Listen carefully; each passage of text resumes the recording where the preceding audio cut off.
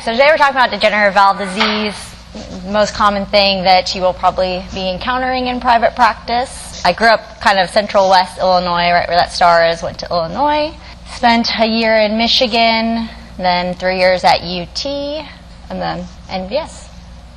So first we're going to kind of go over the past, so what's previously been known about valve disease, just kind of background information on what it is and what we've known about it so far, and then we'll go over the present recommendations in terms of treatment, and then we'll talk about some of the future things that are coming up.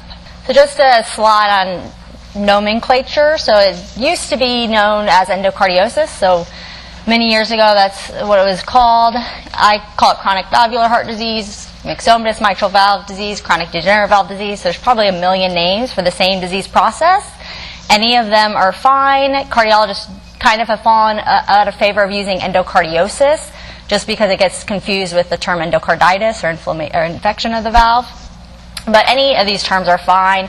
I usually just stick with chronic degenerative valve disease and just use the same term every time I see clients because they get confused if you say mitral valve disease one day and then valvular heart disease the next. They can't correlate between the two.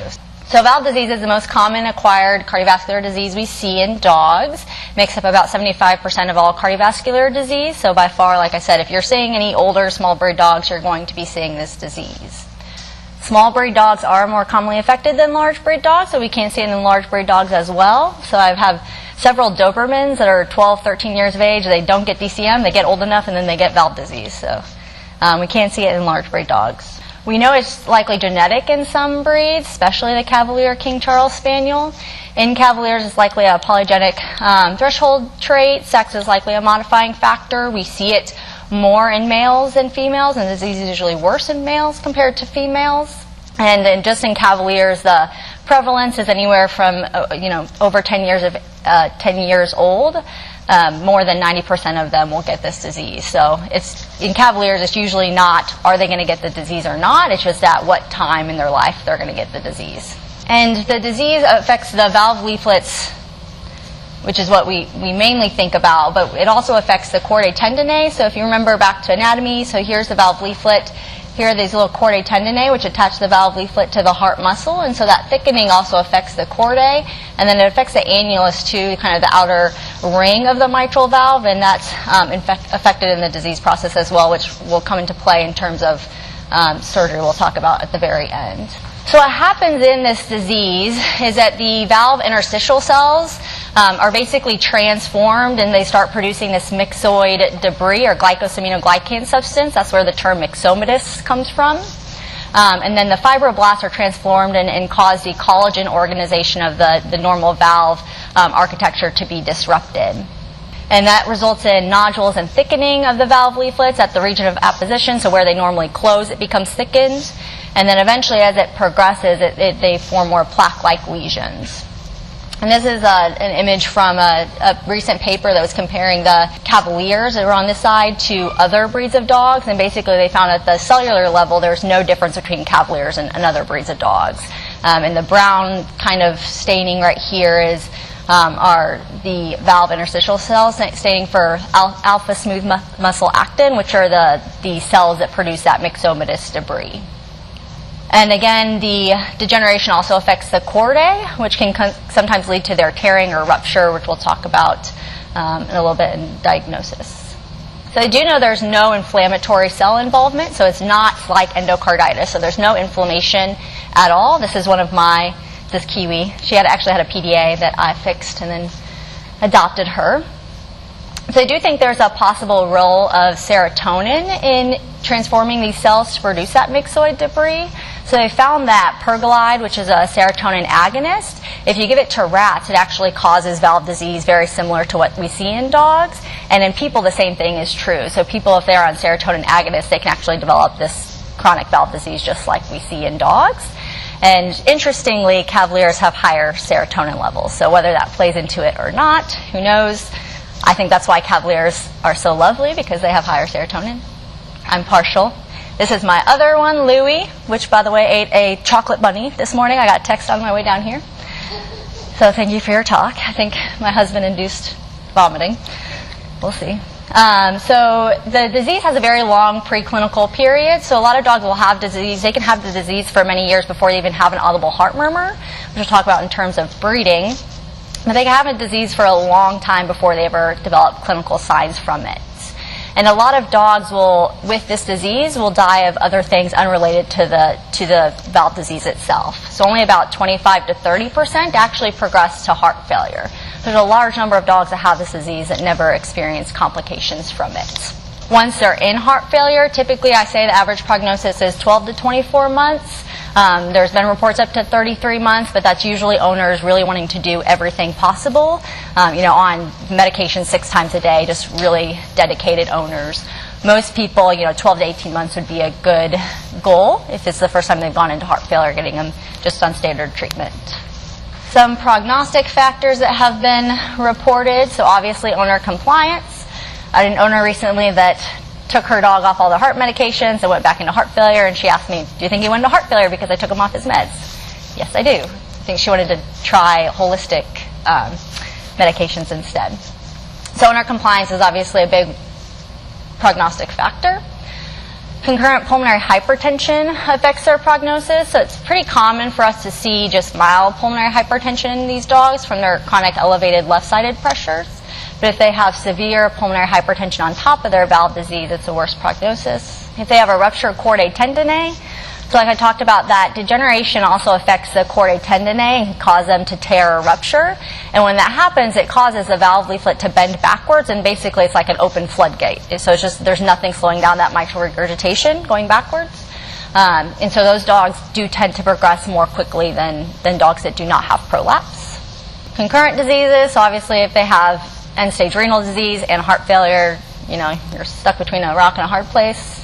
Arrhythmias, so single APCs aren't really a prognostic indicator, but if they go into atrial fibrillation, they have a worse prognosis. And then cardiac cachexia as well. So if they start losing weight, those dogs have a worse prognosis than dogs that maintain or gain weight. And then rupture left atrium, which I'll kind of go over what that is in another slide.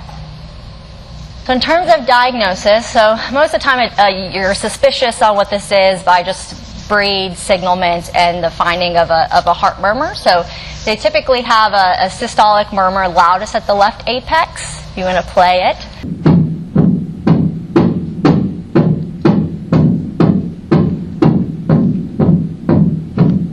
And all these are on VIN. All the sounds I had pulled are all from VIN, if anyone has access to that. So you can always go through, and the link's in there, so you can always go in. I'm sure all of you know what I'm talking about. So left apical systolic murmur in an older, usually small breed dog. So in terms of the murmur, a soft murmur, grade 1 to 2 out of 6, is usually going to be mild disease, but a loud murmur doesn't necessarily mean the disease is severe. So we can have a dog have a grade 4 or 5 out of 6 murmur and still be a stage B1, which I'll go over the staging a little bit later. So if it's soft, you can usually tell owners it's probably mild, but if it's loud, it doesn't mean it's going to be severe. So the loudness of the murmur is affected by a lot of things. Their hematocrit, if they have a lower hematocrit, they're going to have more turbulent blood flow, so their murmur can be louder. The body condition of the animal, so obviously if you have a 2 out of 6 BCS dog, that's a lot easier to hear versus an overweight or obese dog. So there's a lot of things that play into how loud the murmur is. Doesn't always necessarily correlate with how severe the disease is. And some other things you can hear, so besides just typical systolic murmur, you can hear what we call musical murmurs, which I think are pretty sounding, so she'll play it. Has anyone heard one of those? I love them.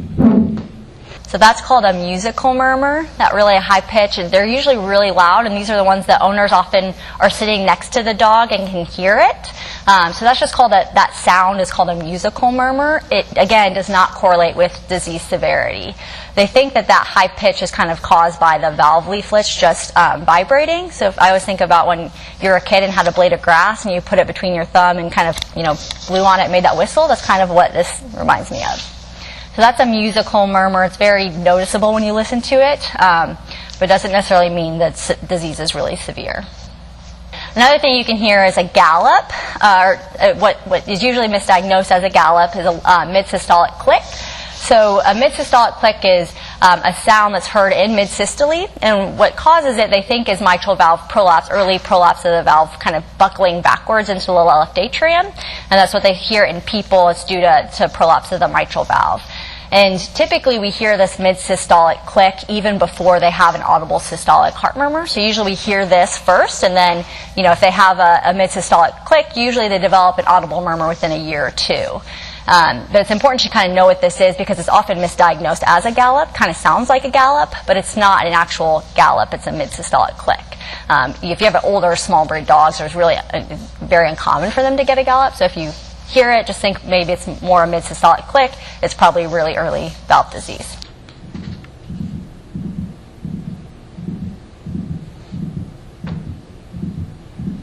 Okay, and then lastly, you can hear variable arrhythmias. So most commonly we hear single APCs, but we can have things like atrial fibrillation. So it's kind of a refresher ECG. So typical atrial fibrillation, the rate is fast. It's probably around 300. The R to R interval, so if you look from R to R to R to R, it's very irregular. So you have some longer and then shorter and then longer, longer, shorter. There's no rhyme or reason to it. And then there's no distinct P waves. You just have these little fine baseline undulations. So very classic atrial fibrillation. We can see that in dogs with valve disease if their atria becomes dilated enough. So diagnosis, usually you're suspicious based on physical exam. Obviously thoracic radiographs, definitive diagnosis on echo. And then sometimes they can have other clinical signs that make you suspicious that they have valve disease, so coughing, exercise intolerance, syncope. So for thoracic radiographs, really main reasons we use them is to evaluate for cardiomegaly. That's important to know in terms of when we're going to start medications. And then obviously to diagnose congestive heart failure. So congestive heart failure is a radiographic diagnosis. I can see on the echo, yes, they have valve disease, but I can't tell you for sure that they're in heart failure. That's something we need radiographs for. So the kind of three main criteria for diagnosing heart failure on radiographs in dogs with valve disease. Other things are kind of different. So dogs very commonly are going to have cardiomegaly. Your pulmonary veins are going to be larger than your pulmonary arteries, and then you're going to have pulmonary edema, which in dogs are nice. They're usually perihilar to right caudal lung lobes. So cats are a whole other story, but dogs are nice and usually go to the kind of the same area. There are a few exceptions. So sometimes if you have an acute chordae tendineae rupture and all of a sudden they have this huge amount of mitral regurgitation backwards, they can go into acute congestive heart failure kind of before their heart has had time to compensate. So if you have a dog with acute chordae tendineae rupture, on radiographs their heart may not be that big because it hasn't had time to enlarge yet. And the other thing that's abnormal about chordae tendineae rupture, sometimes their distribution can be a little bit different as well. So sometimes they'll have a more cranial distribution to heart failure or to their pulmonary edema compared to the normal perihilar. So if you have a dog that has a really loud murmur, the heart size is normal in RAS, it has a cranial distribution to its pulmonary pattern, that's a dog that really needs an echo to kind of sort out, could this be an atypical heart failure or is this something else?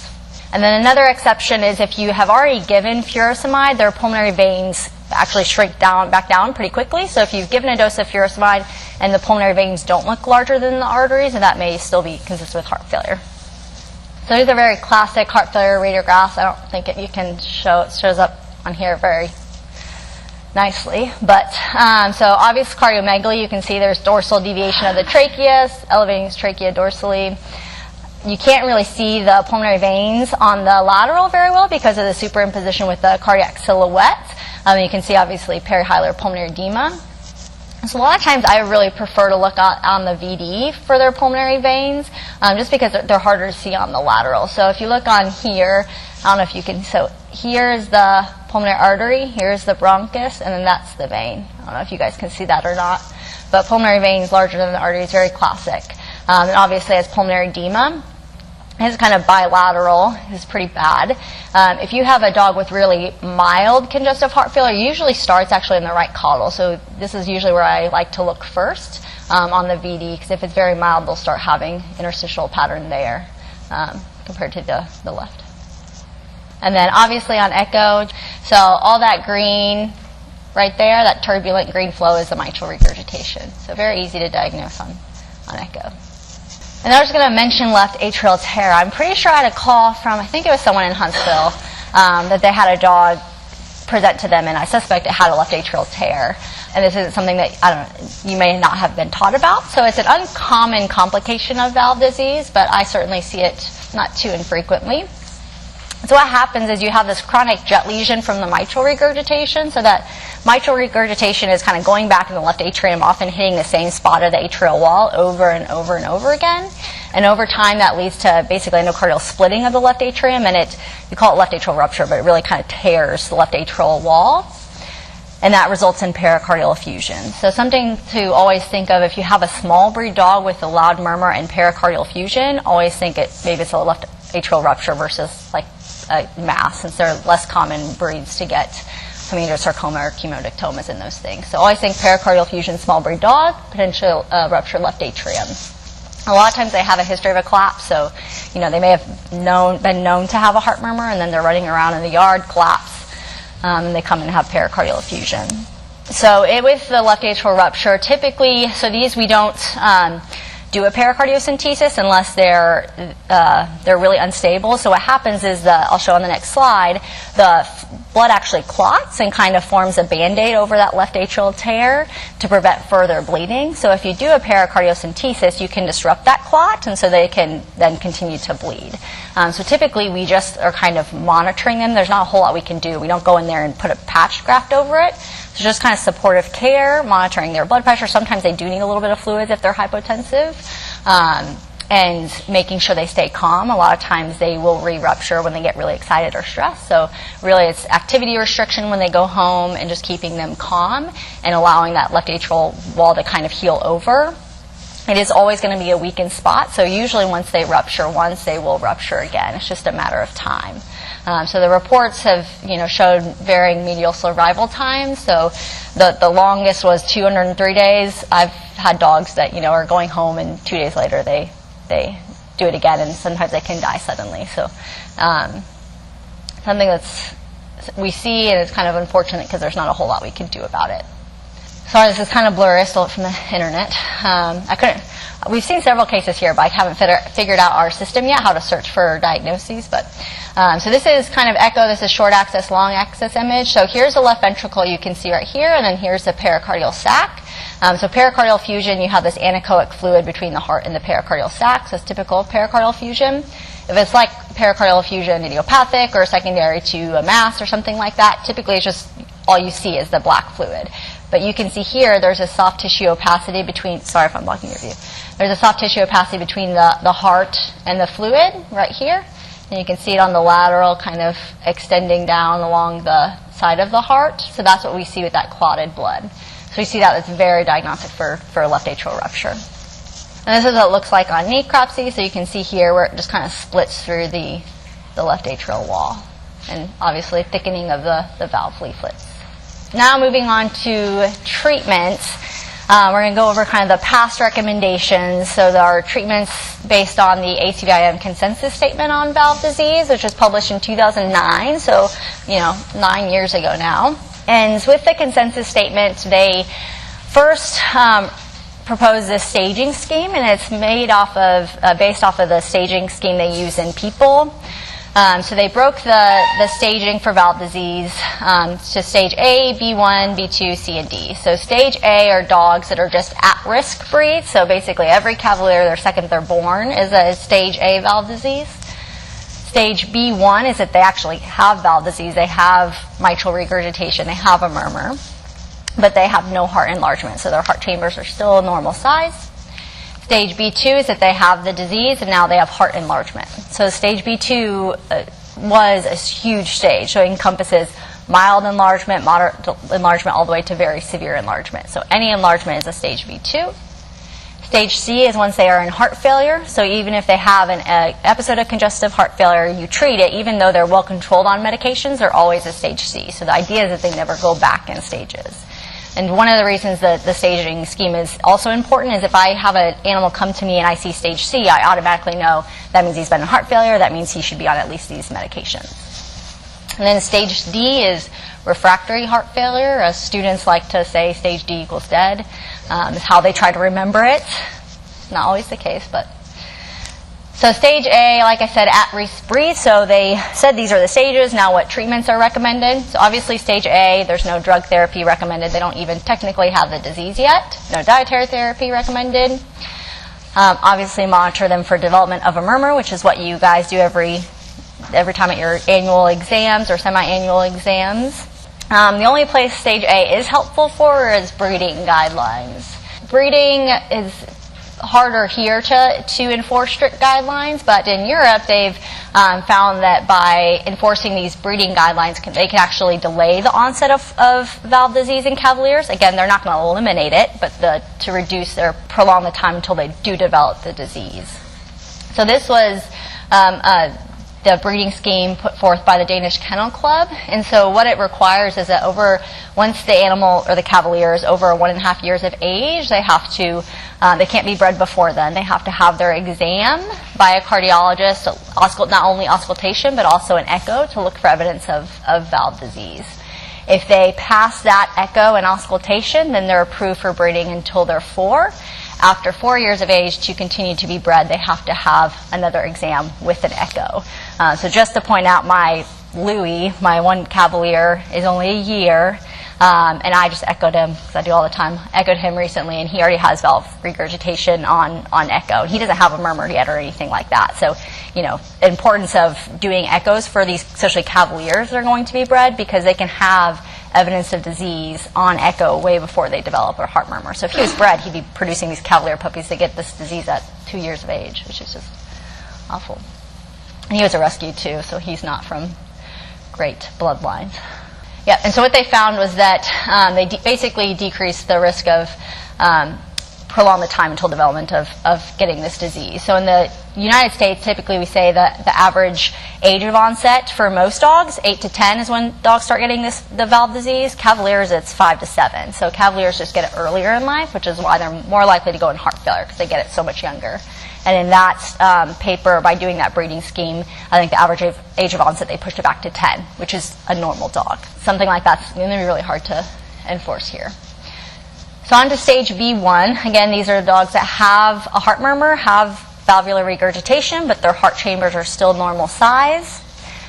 So in the consensus, no drug therapy was recommended, no dietary therapy was recommended, and they typically just recommend to monitor them every 6 months to a year in terms of echo or radiographs or just auscultation to see if their murmur is getting louder.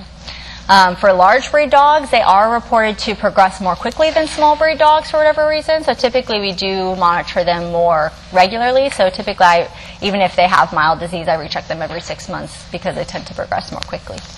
So moving on to stage B2.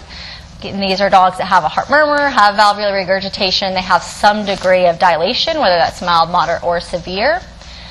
So in their consensus statement, this was the only stage that no consensus was reached. So I imagine there's a bunch of these specialists in a room just arguing about who knows more than the other.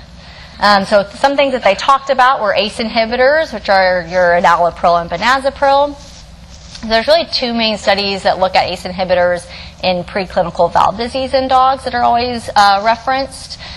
One of the studies showed that ACE inhibitors at this stage prolonged the time till they went into heart failure by an average about 5 months. So not a huge difference. And then the other study showed no difference. So it really depends on which study you want to believe more. Kind of divides cardiologists into those that use ACE inhibitors before failure and those that don't. And so kind of referencing those 2 studies, most cardiologists recommend initiating an ACE inhibitor at stage B2, but some still do not recommend using it. And then at the time this consensus was made, which again was in 2009, no other treatments were recommended at B2. So we will come back to that. That includes no pimobendan, so we'll come back. Some other things they mentioned were dietary changes. So some at B2 will start doing just mild sodium restriction, making sure they have adequate protein. And then some said no changes at this stage. It doesn't really make a difference. And then moving on to stage C, so once they're in heart failure, obviously they're on furosemide. At that stage, and they do absolutely get an ACE inhibitor. So in people, they've actually been shown that if you are on furosemide Without an ACE inhibitor, your heart disease will progress, your heart failure progresses more rapidly. So when you're on a diuretic, you're going to be stimulating that RAS system even more, so that whole renin-angiotensin-aldosterone system. So being on ACE inhibitor is important to try to block that pathway. So if they're on a diuretic, they definitely need to be on an ACE inhibitor unless they have like severe concurrent renal disease. Sometimes then we'll stop it, but most cases should be on an ACE inhibitor if they're on a diuretic. Once they're in stage C, they absolutely need pemobendin, and then majority of cardiologists will also start spironolactone in addition. Some other treatments that are used depending on the case, so if they have arrhythmias like atrial fibrillation, then we'll use digoxin or diltiazem to slow the rates. Cough suppressants are often used, so most of these dogs I have, the owner's main concern is usually the cough. They're waking up in the night coughing, they don't care about anything else, it's just the coughing that bothers them. And a lot of times that cough is just due to their enlarged heart kind of pushing on their airways. It's not necessarily due to heart failure. So the only treatment, we can't shrink the heart, so the only treatment is really cough suppressants. Typically we use hydrocodone, that found is the most effective. It's getting frustrating now because it's so controlled. It's really hard to, like from our hospital, for example, we can only give 5 days at a time, and we can't give refills. So we can only give them 5 days to get started, then we have to get it elsewhere. Most human pharmacies now will only carry hydrocodone with ibuprofen or with Tylenol. So then we have to use a compounding pharmacy. Right now we're using one in Arizona, so we have to physically mail a prescription to them, and then they have to contact the owner and mail it to them. You have to do that every month. So it's getting quite annoying to do that. So other cough suppressants, you can try Cerenia. I found that most of the dogs still cough even with Cerenia. So unfortunately, that's just something that I don't think we're going to have a good alternative to hydrocodone. It's just kind of what it is. Some people will also use bronchodilators for the cough. Again, I think it may help some, doesn't help a whole lot. And then beta blockers, again, usually if you need rate control for atrial fibrillation or something. Interestingly, beta blockers in people have, they use beta blockers for heart disease way more than we do. They've been shown to improve survival, prolong survival, and that can actually improve their heart function over time. But for whatever reason, the same has not been shown in dogs. So there's just difference in. But if you ever have a human physician, they'll often ask you about putting it on a beta blocker. Okay, so just a list of kind of my starting doses. So this is kind of chronic therapy. These are just my starting doses for all the medications. So this is a first-time dog in heart failure. This is usually what they get sent home on, just a standard starting dose. Typically what I do is start the furosemide ACE inhibitor and pemobendin and then recheck blood work in 1 to 2 weeks. The ACE inhibitor can cause hyperkalemia, so I always recheck renal values and electrolytes in 2 weeks, 1 to 2 weeks. If their renal panel electrolytes are still normal, then I will start spironolactone. Spironolactone combined with ACE inhibitor can cause hyperkalemia. We almost never see that a problem, but it's always something we have to check. Other people will start all 4 at the same time, so you're not wrong if you do that. I just tend to make sure that they are stable, their blood work stable on the main 3, and then start spironolactone. And this is just, like I said, the chronic treatment. I did not put a slide in here on acute treatment of heart failure, which I should have. So my kind of protocol, if an animal comes in respiratory distress, so I usually give them a 2 mg/kg IV bolus, and then obviously try to get radiographs. You can also give a 0.2 mg/kg dose of butorphanol, so that's pretty safe for any animal with heart disease, cat, dog, DCM, valve disease.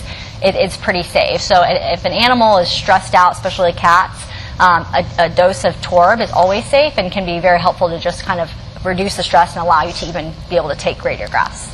So usually give a 2 mg/kg IV dose of furosemide, a little Torb, take radiographs. Yes, it is a heart failure.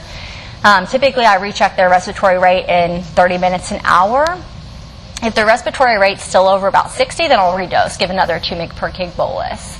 After that, another hour, if the respiratory rate's still elevated, at that point I usually switch them to a CRI of furosemide. So you can keep just bolusing them, but a CRI has been proven to be more effective at diuresis than bolus injections in both people and dogs. So typically, if they don't respond after a couple bolus, I just go ahead and go to a CRI, because the quicker you get them stable, the better off they're going to be. So typically, I run it at a 0.5 mg/kg per hour, and I'll go up depending on how severe it is. And it's actually, the CRI has been shown to be more sparing on the kidneys as well. So if an animal has like a mild azotemia, I'm more likely actually to do a CRI than bolus injections. And then I will also add in nitroglycerin.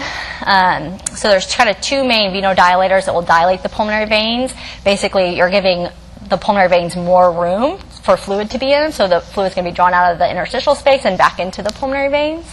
So the two main ones are nitroglycerin or nitroprusside. Nitroprusside is an IV medication. It has to be run as a CRI. It is very, very effective. Unfortunately, it's very, very expensive. It's about $1,600 a vial now. So I've used it once, and I have not used it in the last couple of years because it's just unreasonable. I mean, there's no reason. I don't even think we carry it anymore. There's no reason people carry it because it's just sitting on your shelf. So most of the time we just do nitroglycerin, which is the paste that you just put on the inside of their ear. It's absorbed transdermally. So typically I apply that if they're not responding to just furosemide alone. Important thing, wear gloves because it's absorbed through your skin as well. So you will get a headache or faint because it'll drop your blood pressure. So add in nitroglycerin. That's kind of my acute treatment. If they're stable enough to be able to medicate, and again, a small breed dog with a murmur consistent with valve disease, then I will go ahead and give them pemobendin. If they have like pink fluid pouring out of their mouth, I'm not going to shove a pill down their throat. But if they're stable, you can give that to them. So other things they mention in the consensus statement, so dietary changes, important that they have an adequate caloric intake. So like I talked about, dogs that are cachexic have a worse prognosis. And there's actually something called the obesity paradox, which they see, and it's well known in people as well. Obviously, being overweight increases your risk of heart disease. Once you go into heart failure, though, the people that are overweight or they actually do better than the people that are ideal or underweight. So once they're in heart failure, I'm fine if they're a fat little cabbie. Those dogs will do better than dogs that are underweight or that start losing weight. So once they're in heart failure, you definitely want to make sure that they're eating well and maintaining their weights. One of the things important is adequate protein. Obviously, the heart's a muscle, so really the only issue is if they're on like a renal diet that's low in protein. That's not ideal. And then moderate sodium restriction. Most of the time, you can switch them to the early cardiac diets or the cardiac diet prescription diets they have, which are great. But if they're on a senior diet, a well-balanced senior diet, that's not grain-free, that's a whole other topic. But if they're on a well-balanced senior diet, it's usually moderately restricted in sodium enough. So if they're on a senior diet, I don't make people switch to a prescription diet. Some other things, so if they are hypokalemic, so sometimes with the furosemide, even though the ACE inhibitor and spironolactone can cause hyperkalemia, sometimes the furosemide kind of outweighs them and causes hypokalemia. So if they're hypokalemic, then we supplement with potassium. The hypokalemia will predispose them to developing ventricular arrhythmias, so we definitely want to stay on top of that. If they have low magnesium, we'll supplement that. I feel like it never comes back low, but that can also predispose to ventricular arrhythmias. Other things that are recommended are omega-3 fatty acids. So potentially anti-inflammatory properties are beneficial and have been shown to reduce the risk of arrhythmias. So some diets like JM, for example, are actually good cardiovascular diets because they're supplemented with omega-3s. Otherwise, I just tell people to buy supplements from the store or they can buy veterinary approved products. And then another thing that's not mentioned in this consensus but has become more common now is coenzyme Q10. There's really been not a whole lot of studies in veterinary medicine. There's one out of Japan, but it's something that people commonly ask about because people use it for heart disease. So there's the published dose for dogs ranges anywhere from 30 milligrams a dog to 100 milligrams a dog, so we really don't know the dose and whether it's actually worth it or not. But if you have someone that wants to do holistic or wants to do all the supplements, they can certainly do it. The liquid form of ubiquitol is supposedly more effective than the pills. And then once they're in stage D, so they still have symptoms on the standard furosemide, pemobendin, ACE inhibitor, and spironolactone. Then we start adding in other things. So then we start adding in afterload reduction. So if an animal is in stage D, they're still frequently going into heart failure. If their blood pressure is 140, I will usually start them on amlodipine. So then we want them 100, 120, we actually want them low end of normal. And that's just, if you think about the higher your blood pressure is, the harder it's going to be for your heart to pump blood forward to the rest of the body. So by lowering your systemic pressures, you're just going to make it easier for blood to go forward instead of backwards across the mitral valve. And then some other things that were mentioned but no one agreed upon. Many cardiologists increase pemobendin to 3 times a day, and will even increase the dose above the 0.3 mg per kg. A lot of times if they max out their dose of furosemide, so the kind of maximum dose of furosemide I go to is usually 4 mg per kg 3 times a day. If they are still having symptoms of heart failure even on that high dose of furosemide, then we'll switch to torsemide. It is a loop diuretic just like furosemide, but it's about 20 times more potent. So it's much, much more effective, and it is great. Problem is, because it's so much stronger, it is much more likely to cause acute renal failure. So I have seen many dogs go into acute renal failure because they're given too high of a torsemide dose. So it's something usually I max out the furosemide before I go there, but it is, once they max out on furosemide, torsemide still very effective. And then hydrochlorothiazide we'll add in addition. Usually I do torsemide first, and then if they're still having signs, we'll add in hydrochlorothiazide. That's, again, this kind of sequential nephron blockade. So your torsemide or furosemide work on one part, your spironolactone works on another part, your hydrochlorothiazide works on another part of your nephron. Sildenafil, some people will use, obviously we use it if they have severe pulmonary hypertension, we'll use sildenafil in addition. Some cardiologists will use it even if they don't have pulmonary hypertension. I don't really do that, so I don't really have any recommendations one way or the other. And then cough suppressants, obviously, and bronchodilators like we talked about. And then the consensus recommended having, once they're in heart failure, having them owners monitor resting respiratory rate at home. So I kind of have a basic blurb that I insert to every valve disease discharge about owners monitoring resting respiratory rate at home. So an increase in their resting respiratory rate is the most sensitive indicator for going back into heart failure. So dogs are, animals are difficult. They can't tell us I'm feeling sluggish. I feel a little like I'm, have fluid in my lungs like they can for people. So typically we rely on owners monitoring them, and if they see that their sleeping respiratory rate increases, that's usually the first thing that we notice. Because the goal is to get them, if they're going back into heart failure, the goal is to see them before they end up so severe that they have to be hospitalized. I mean, owners financially often can't do that more than a couple times. And the goal is to kind of catch them early. I usually recommend this phone app called Cardalis. It's a free application that they can download. I think there's another one that BI makes, but this is just the one I'm familiar with. So basically the owners just tap this little heart on the screen every time the dog takes a breath. It calculates it for them, so they don't even have to worry about math. Owners don't have to do math. And then it will actually graph it for them, so you can kind of go over here. I think it sends over here somewhere. It will graph it for them so they can see if the respiratory rate's like trending upwards or if it's staying stable, and they can set reminders for medications and whatnot in there as well. So moving on to the present, 2 years ago, well, 2 summers, a year and a half, 2 years ago now, this study called the EPIC trial. I don't know why papers always have to have really cool acronyms, but the EPIC trial came out. It kind of changed the way we treat valve disease. So the EPIC trial involved 36 centers across 11 different countries, and they enrolled over 360 dogs, so it's by far one of the largest veterinary cardiology studies that has been done thus far. And it was a double-blinded, placebo-controlled study. But basically what they do is, they did this and other studies with pemobendin, is that they make a placebo and then look identical to pemobendin. So the pills look identical to each other. That way the owners can't Google it and try to find out, is this a placebo or is this the pemobendin? They make them look identical, which I think is kind of cool, because there's owners that Google everything. And it took place over 5 years. And like I said, it was just published a year and a half, 2 years ago. So for this study, they looked at dogs with B2 valve disease, so they had some dilation, and they made up these inclusion criteria to be enrolled in the study. And their inclusion criteria was a 2D LAAO ratio over 1.6, so that's a measurement we make on echo. A normalized left ventricular internal diameter diastole, which is a mouthful, over 1.7, so that's a measurement we do on echo, and then we basically normalize it to body weight. So it's kind of the new thing that they're starting to do, is normalizing everything to body weight, just to make it a standard. If you have a 10 kg Cavalier and a 30 kg, mixed breed dog, it's a standard measurement across them. And then they used a VHS score over 10.5. They did mention that this was the least important criteria, so it's pretty common for dogs to meet the VHS score but not meet these two. So they had to meet all three, not just one. Had to meet all three of those criteria. So if they met those 3 criteria, they were enrolled in the study, and then they were randomized to either receive pemobendin or the placebo. And they found that the dogs that got pemobendin had an average time of 15 months longer until the development of heart failure or death due to their heart disease. So, which is a pretty significant time, over a year longer until they went into heart failure.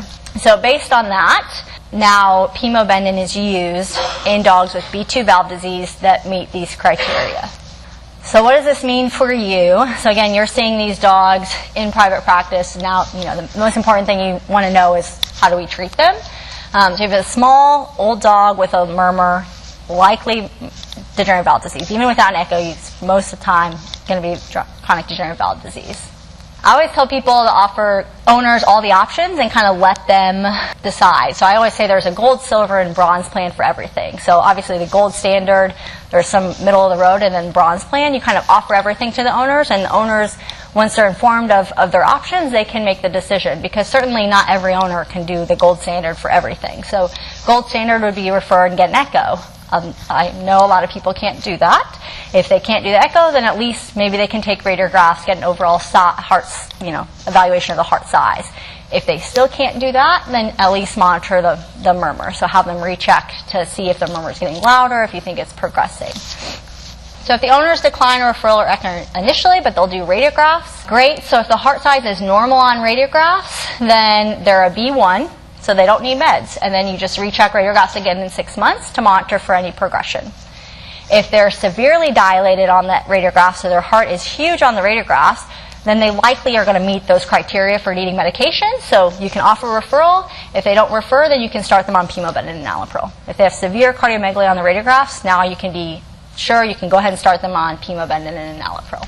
If they're mildly dilated on the x-rays, that's really the tricky part now, is to know whether or not they're going to need medication. So that's when they really need an echo to know if they're going to meet those criteria. If not, then those are the ones that's probably safer to not start them and recheck again, x-rays again 3 to 6 months, see if the heart's getting larger. So the mildly dilated ones are the still harder ones to know just based on x-rays if they need medications or not. So some examples for you. So this is a dog. If you take your VHS, which is really hard to see on here, I think it's like 9.5. So that's completely normal cardiac silhouette. So that'd be a B1 dog, no medications. We'll just recheck again in 6 months. And then you take this dog's radiographs, obvious severe cardiomegaly. His little trachea is being completely squashed. I guarantee this dog is coughing all the time. So this is a dog, his heart is huge. This is a dog I would go ahead and start pemobendin and enalapril. If they can't get an echo or can't refer, I would say go ahead and start those medications, because they're going to delay the time until that dog goes into heart failure. So another dog, so these are kind of the tricky ones. So, his heart looks a little tall. But you see kind of the caudal border is pretty well defined. And if you do a VHS, it comes around 10, 10.5, which is high normal. And this dog on echo is actually completely normal. So reminder, there's a lot of breed variation, so it's not uncommon for us to our radiographs have a report that says mild cardiomegaly, and on echo it's normal. And then this is a dog, so another just kind of reminder about breed variation. So his caudal border of his heart's nice and normal, so you can see a nice clear borderline, no left atrial dilation. I think his VHS comes back normal, but this dog is one that a lot of people would read out as right heart enlargement, so you can see it looks a little rounded here. And this is a completely normal Boston Terrier. So just remember that certain breeds, like Bostons, Bulldogs, very commonly their right heart will look big just from the shape of their chest. A lot of breed variation. I think they're actually some breed-specific VHS scores published, but you kind of have to take radiographs with a grain of salt. The more I do them, the more I don't believe the heart size on the radiographs. But if they're the best you have, then owners are aware that that's the decision they're making. So a lot of people, at this point will say, what's wrong with pemobendin? Why can't we just start it if we think there's some mild dilation? What's wrong with that? And right now the answer really is just that we don't have enough information. So far the information we have is that use too early on the disease process could be detrimental. So the two papers really are case reports that have been, one paper, one case report that's been published in using pemobendin early on in the disease. This one was out of Europe. It was in research dogs. So they had 12 beagles that had B2 valve disease, and they randomized them to either get pemobendin or benazepril, which was kind of a poor study design because they're not really equal treatment options. But So they got either Pimo or benazepril, and they gave it to them for 512 days, so a pretty long time. And they found that the mitral regurgitation actually increased in the pimobendan group over time, so their mitral regurgitation worsened. And after they did the study, they actually euthanized all the dogs. These were research dogs, and did necropsy. And the histologic grade of mitral valve lesions was worse in the Pimo group than the benazepril group. And additionally, the dogs in the Pimo group had their chordae tendineae affected, and some of them had chordae tendineae rupture, whereas none of the dogs in the benazepril group had chordae tendineae rupture. So that was a potential, using pimobendan too early could worsen their mitral regurgitation. And then this other case report was in 2 dogs that presented to, I forget what hospital. So it's a German Shepherd and a Poodle, and they had presented to the cardiology service, and at the time they presented to them, they both had been on pimobendan already, one for 10 months and the other for 5 months. And on their echocardiograms, they both had mitral regurgitation, and they had myocardial hypertrophy or thickening, kind of like they look like a cat with HCM. And they had evidence of diastolic dysfunction or abnormal relaxation of the heart muscle, like a cat with HCM. And so they stopped the pimobendan. They had no left atrial dilation, so they stopped the pimobendan and re-examined one 3 months later and the other one a month later. And what they found is that the mitral regurgitation decreased in both dogs. One of them, the heart murmur completely disappeared, and that their hypertrophy or their thickening of their heart muscle actually reversed, and their diastolic dysfunction reversed. So again, potentially using pimobendan too early could make things worse. These are only 2 papers. I keep telling people that, BI may fund another study of 500 dogs in pimobendan in early disease and find that the benefits outweigh the risks, but right now we just don't have that information. So, the goal is to do no harm first, so we don't know enough about it. And I have seen several cases that are on pimobendan and they rupture a chordae tendineae. Did that cause it? You just never know. So that's why it's not recommended in early B2 or B1 disease. So moving on to the future. The consensus statement, they're publishing an updated guidelines for diagnosis and treatment of valve disease. So an updated consensus statement is supposed to be published this spring after ACVIM's in June. So they make their kind of final meeting at ACVIM, and then they're going to publish this new consensus statement. They have a cardiology education group that meets in December, and that's when they met and developed the new consensus statement. So really the changes, just annoying. So now we have stage A, B1, B2, B3, and C and D. So the goal is just to separate out the dogs that do and do not need pimobendan. So stage A, B1, C, and D are still the same, but now we have these B2 and B3. So B2 dogs are now the dogs that have valve regurgitation, they have dilation, but they do not meet those EPIC criteria. And B3 are the dogs that do meet the EPIC criteria. So if you send any cases to me and get my letters back, you'll see now I'll be saying B2 and B3. So some other things that have been being looked at, Entresto is one of them. I don't know if anyone's seen the commercials. There's commercials on TV all the time for Entresto in people. They're usually like older people driving in a convertible with the wind blowing in their hair.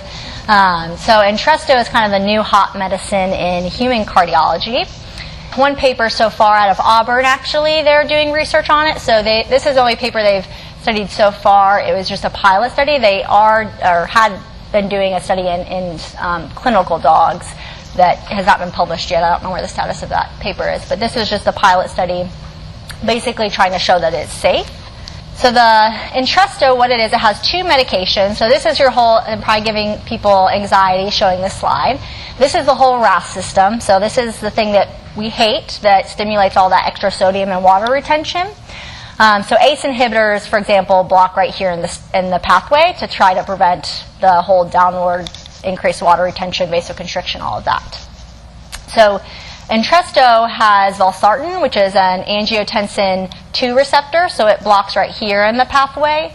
And then it has sacubitril, which is a neprilysin inhibitor. So if you remember your BNPs, your natriuretic peptides, the thing you can measure in cats, for example. So your BNPs, ANPs are your body's natural counter system to the RAS system. So when your heart gets dilated, your body releases the natriuretic peptides, and they actually increase sodium and water diuresis, sodium and natriuresis and diuresis, and cause vasodilation. So the natriuretic peptides are good, RAS system bad. So valsartan kind of inhibits this system, and then the naproxen inhibitor, the sacubitril, basically blocks the degradation of the natriuretic peptide. So you have more of the beneficial BNP, less of the RAS system. So it kind of works on both pathways of the system. So that's what Entresto is. And so their study, they did 13 dogs that were B2 valve disease, and 7 received Entresto, and then they had 6 controls. They all received pemobendin. This was before the consensus statement, so these were B2 dogs that met their criteria. And they only gave it to them for 30 days. Again, this was just a pilot study to make sure it was safe. And they did find that they had an increase in urinary aldosterone to creatinine ratio was lower in the treatment group. So basically that just means that they had less RAS activation. And they had no adverse effects. So they rechecked blood work, et cetera, just like you do for an ACE inhibitor. And it was well tolerated. So that was just a pilot study that they are then going to be publishing, hopefully, a paper in clinical dogs. The big downside to Entresto is it's very expensive. So realistically, we won't be able to use it in animals till it goes generic because it's just way too expensive. I had one patient that was end stage that looked into it. I think it was going to be like $400 a month or something ridiculous because it's not generic. So it's something to hope for, but not realistic right now.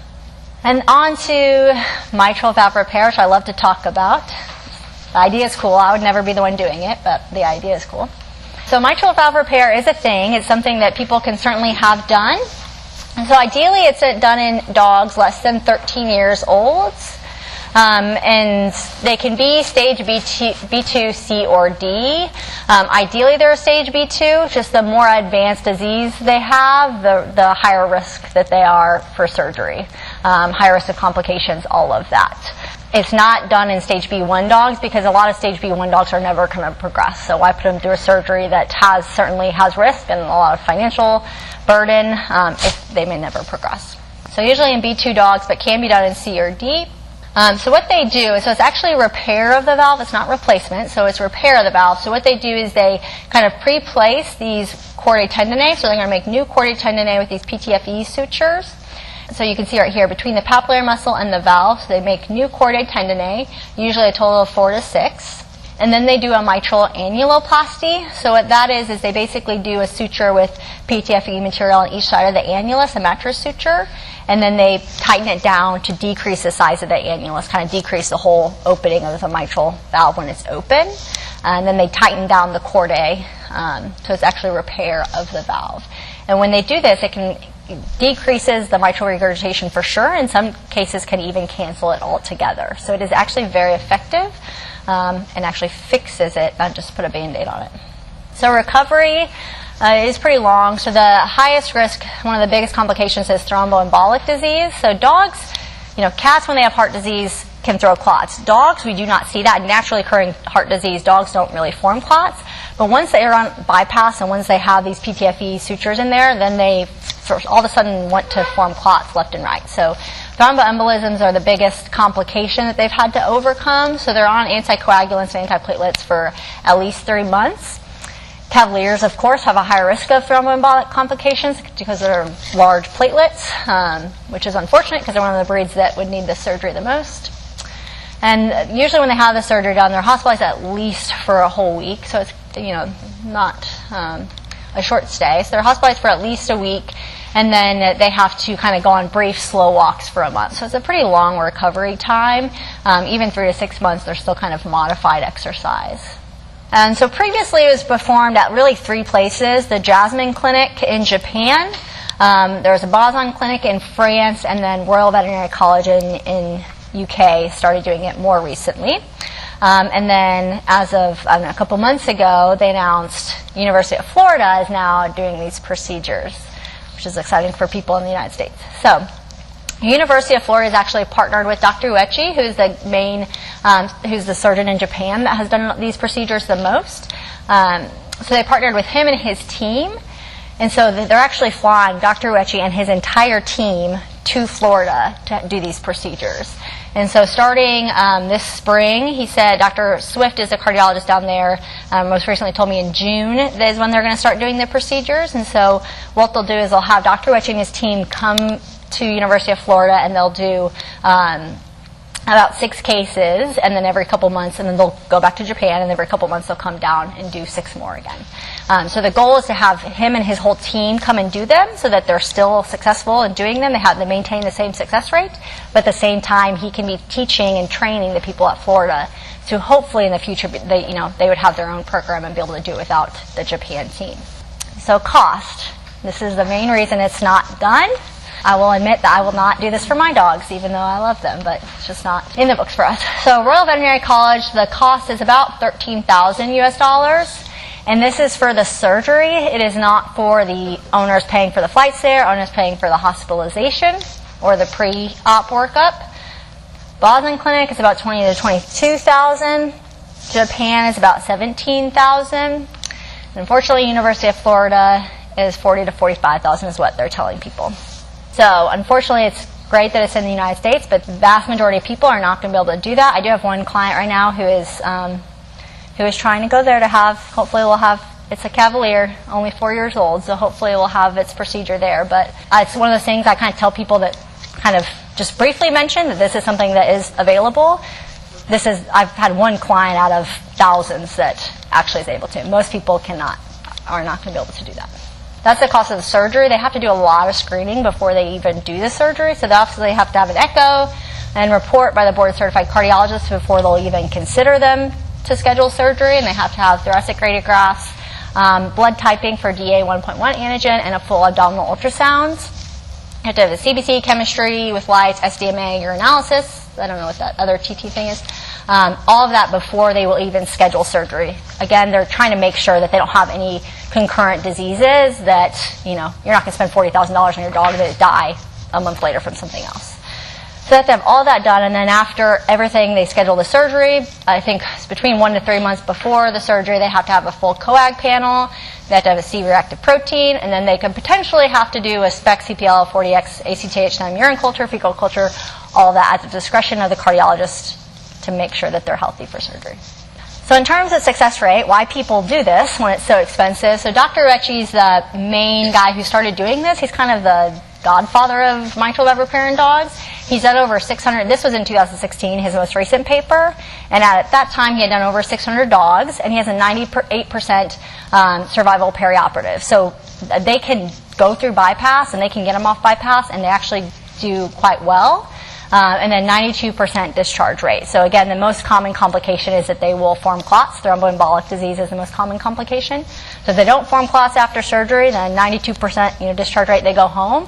And a lot of these dogs are essentially cured. They can come off almost immediately, they can come off all their heart medications. And they live 5-7 years later. So for example, the Cavalier I have that's 4 years old, I think the owners are so, they want to do it because he's 4. If they do the surgery and he lives 5 years, he'd be a normal age Cavalier when he passes away. So Dr. Recchi has gotten very good at it, and that's what he does all day, and he's very good at it. Dr. Brockman's the guy at Royal Veterinary College, so he just started doing it more recently. And as of November 2017, he had only done 60 dogs, and initially his success rate was like 50%. His most recent update was about 85% success rate, so he is not as experienced as Dr. Recchi, so his success is not as high. So again, that's why Florida's kind of getting Dr. Recchi and his whole team to try to maintain that high success rate if people are going to be spending this amount of money. And then the kind of last thing on the horizon, obviously bypass and all that is extremely expensive, so some people have been looking at ways to avoid bypass. So this is a paper that came out looking at this PTFE chordal implantation device it was out of Virginia Tech. And so it basically says done on a beating heart, so they don't need to be on bypass. And they just did it in 6 research beagles. And I'll show you kind of what they do on the next slide. But they basically planted 1 to 2 cords in 5 dogs. 4 of the dogs completed, they only had 3-day follow-up. 4 dogs completed that. 1 dog died during the surgery due to aortic perforation, which I can show you how could be easily done. 1 dog died post-op from hemorrhage, and then 1 formed a thrombus on one of the chordae, but it lived to the 30-day month follow-up where then they euthanized them. So whether that dog would have actually lived or not Probably not. So they probably had a 50% mortality rate, which is quite high. This is the only study that they published so far. They are enrolling clinical dogs now, which if it was my dog, I would not do, just because they haven't shown that it's 50% is not a good odds to me. So what it is, the device is kind of cool. So this is called the harpoon medical device. So it's used in people. So obviously it looks like a little harpoon. So what they do is so they're on a beating heart. They're not on bypass, and it's kind of a coordination between a surgeon and a cardiologist. So the surgeon goes through, they make an incision right here, and the cardiologist is doing a transesophageal echo to kind of guide them. So they go with this device and they basically spear the left ventricle. So they put that little long harpoon part through the left ventricle, and then the cardiologist is kind of showing them where to aim. And so they basically fire the suture through the valve, and then it has a knot. So when it pulls down, it has a knot on that side of it. I can see right here. And then they tighten it from the outside. So kind of cool in theory, but you can see how if you're not aiming right, how you could potentially miss the valve and perforate the aorta or other important structures. So something, it's interesting, but still has a lot of work to be done. So I think that's all I have. This is my daughter practicing her auscultation skills. Any questions? I do have a question about starting so sildenafil. You usually don't use it unless you're seeing pulmonary hypertension. Yeah. If we don't have like a good echo, but the dog's having side effects and it's all respiratory, like panting more or coughing more, can we get the record? Yeah, sildenafil is a really hard thing. So if you have a dog that comes in that has respiratory signs and they don't have a loud murmur, so it's probably not valve disease, and those dogs you can try a course of sildenafil. If potentially you're suspicious of pulmonary hypertension, they don't have a loud murmur, those dogs it's safe. Sildenafil really has minimal side effects. The main thing is blood pressure, which is fine usually as long as it's not used in combination with like amlodipine or something. So in those cases, it's never wrong to try a course of sildenafil. If there's a dog that has a really loud murmur that you think on radiographs it has heart failure, then it is more tricky whether you should use sildenafil or not. The problem is that, so there's different types of pulmonary hypertension. One type is from if they have chronic elevated left atrial pressures. Those are basically transmitted to the pulmonary veins, which are then transmitted with the capillaries and the pulmonary arteries. So you can have what's called a post-capillary pulmonary hypertension that's all due to left-sided disease. And if you treat that pulmonary hypertension and lower the pulmonary arterial pressures, you basically allow for more blood to be rushed into the lungs. And if they're already having pulmonary edema from that increased venous pressures, then you can worsen their pulmonary edema. So in the acute state, you can actually make them worse if the pulmonary hypertension is all secondary to the valve disease. If they have primary pulmonary hypertension on top of it, then you can use it. So those are cases that are kind of hard to know, and even cardiologists sometimes you'll use it. The doctor at Wisconsin is kind of the guru of pulmonary hypertension. She's going to be publishing a consensus statement recently as well. And she presented multiple cases where clinical signs, radiographs, all look very similar. Some you started pulmonary hypertension, they did really well. Some of you started and they got much worse. So it's just not, if they're in heart failure, it's not as cut or dry.